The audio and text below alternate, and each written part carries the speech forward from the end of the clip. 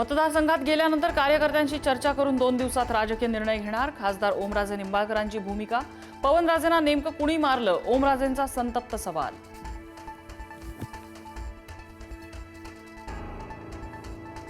पवनराजे निंबाळकर हत्याकांडातील सर्व आरोपी निर्दोष, पद्मसिंह पाटलांसह सर्व 9 आरोपी निर्दोष, पुराव्यांअभावी सर्व आरोपींची निर्दोष मुक्तता।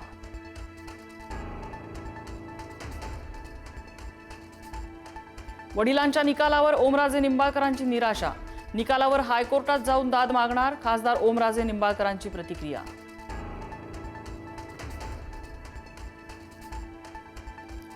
पवनराजेंचा निकाल येताच एकनाथ शिंदे फोनवर बोलत कोल्हापुरातील कार्यक्रमातून निघाले। निकालासंदर्भात फडणवीस शिंदेंची गृहमंत्री अमित शहांशी चर्चा, हायकोर्टात दाद मागणार असल्याचं आश्वासन। बंडखोर खासदारांचा ऑपरेशन टायगरचा पहिला फोटो समोर, ठाकरेंच्या शिवसेनेतून फुटलेल्या खासदारांचा फोटो समोर। दिल्लीतल्या पंचतारांकित हॉटेलमध्ये झाली ऑपरेशन टायगरची चर्चा।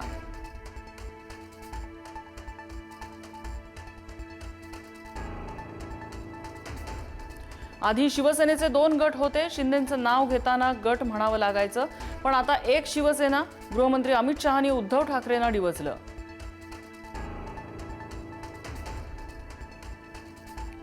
सहा बंडखोर खासदारांच्या मतदारसंघात उद्धव ठाकरेंचा दौरा, खासदार फुटीनंतर उद्धव ठाकरेंचा पहिला दौरा। उद्या ईशान्य मुंबई लोकसभा मतदारसंघात ठाकरेंचा दौरा।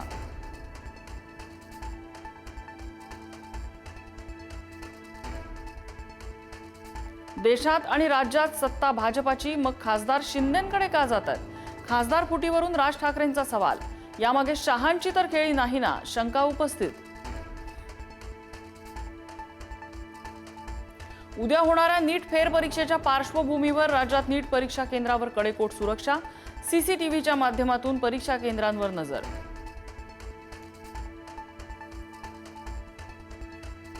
नीट पेपर फुटीनंतरही प्रशासनाचा भोंगळ कारभार सुरू। फेरपरीक्षेसाठी नागपुरातल्या विद्यार्थ्याला अबुधाबीमधलं परीक्षा केंद्र, चूक लक्षात येताच प्रशासनाकडून दखल, विद्यार्थ्याला नागपूरमधल्या मेडिकल कॉलेज केंद्राचं प्रवेशपत्र जारी। परभणीच्या मानवतमध्ये हनुमान मंदिराचा सभामंडप कोसळला, 5 जणांचा मृत्यू।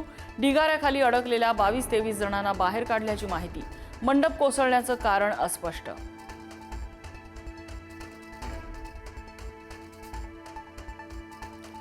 बेस्ट कर्मचाऱ्यांच्या संपाचा आजचा दुसरा दिवस, मागण्यांवर तोडगा निघेपर्यंत संप सुरू ठेवण्याचा निर्धार।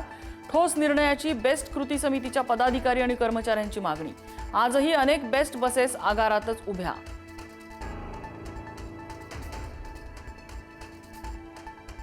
कॉक्रोच जनता पार्टीचं पुन्हा दिल्लीत आंदोलन, दिल्लीतल्या जंतर मंतर परिसरात आंदोलन।